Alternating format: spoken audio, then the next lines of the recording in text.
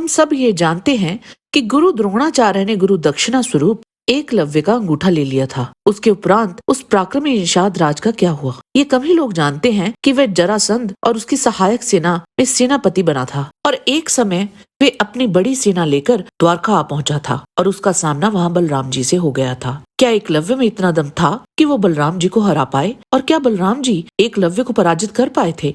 आइए विस्तार से जानते हैं इस अनसुने रोचक युद्ध के बारे में। ओम गणपति चैनल में आपका स्वागत है। अगर आपको हमारे वीडियो पसंद आते हैं तो कृपया चैनल को सब्सक्राइब और वीडियो को लाइक अवश्य करें और इससे हमें और भी अच्छा कार्य करने की प्रेरणा मिलती है। हरिवंश पुराण भविष्य पर्व अध्याय 98 के अनुसार एक समय पौंड्रक ने राजाओं की सभा में अपने आप को शंख चक्र आदि से युक्त वासुदेव घोषित कर दिया और वहां श्री कृष्ण को पराजित करने का मंसूबा बनाया और फिर एक दिन द्वारका पर आक्रमण कर दिया। पौंड्रक के साथ मिल एकलव्य ने द्वारका पर आक्रमण कर दिया था। वहां यादव वीरों द्वारा पौंड्रक की सेना और एकलव्य द्वारा यादव सेना का संहार होने लगा। इसी बीच में निषाद राज एकलव्य कुपित हो तुरंत धनुष लेकर बलभद्र जी के सामने आ गया। उसने 10 नाराजों से उन्हें घायल करके दूसरे बाणों से उनके धनुष को बीच से काट डाला। तब बलराम जी ने बहुत से बाण चलाकर एकलव्य के सारथी को आहत कर उसके रथ को जगह जगह से तोड़ डाला। ये देख एकलव्य ने एक भयंकर तलवार लेकर उसे बलदेव जी पर दे मारा, परंतु बलराम जी ने उस तलवार को अपने बाणों द्वारा काट डाला।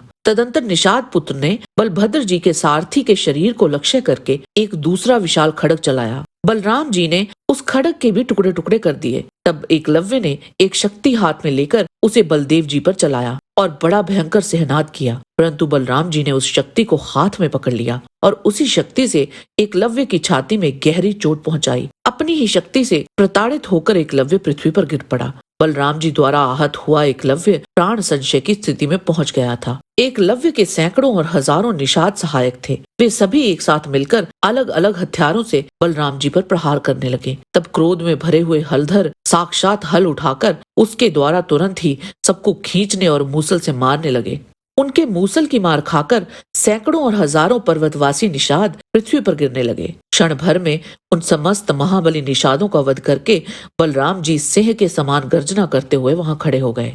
इसी बीच समस्त पर्वतवासी निषादों को मारा गया देख एकलव्य कुपित हो गदा लेकर बलराम जी की ओर चला। उसने बलराम जी की हंसली पर गदा से आघात किया। तब बलराम जी ने भी उसे गदा से गहरी चोट पहुंचाई। फिर तो उन दोनों में गदाओं द्वारा तुमुल युद्ध होने लगा और दूसरी तरफ श्री कृष्ण और पौंड्रक का भी युद्ध आरंभ हो गया था, जिसमें श्री कृष्ण के हाथों पौंड्रक मारा गया। तदंतर बलराम जी ने शक्ति से निषाद राज एकलव्य की छाती में प्रहार किया और तब क्रोध में भरे हुए निषाद राज ने बलराम जी की छाती में गदा से चोट पहुंचाई। उसके द्वारा आहत होकर बलराम जी ने दोनों हाथों से अपनी ओर आती हुई उस प्राण हारणी महाभयंकर गदा को पकड़कर एकलव्य पर आक्रमण किया। ये देखकर निषाद राज एकलव्य मगर आदि जल जंतुओं के निवास स्थान समुद्र की ओर भागा। एकलव्य के इस प्रकार भागने पर बलराम जी भी उसका पीछा करने लगे। वह जहाँ जहाँ ज्यों ज्यों गया वहां वहां बलराम जी भी उसके पीछे गए। समुद्र में घुसकर निषाद राज एकलव्य 5 योजन दूर चला गया और वहां बलभद्र जी से डरता हुआ ही निवास करने लगा। तब किसी दूसरे द्वीप में प्रवेश करके